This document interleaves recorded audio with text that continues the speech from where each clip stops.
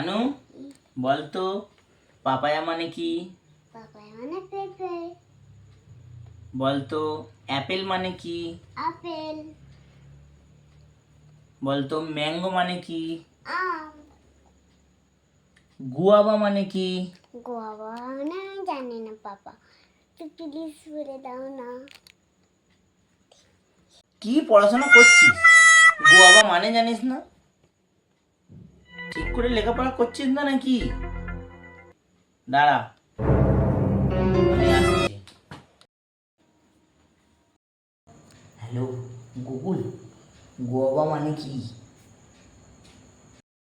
পাপা কেন এখনো আসছে না?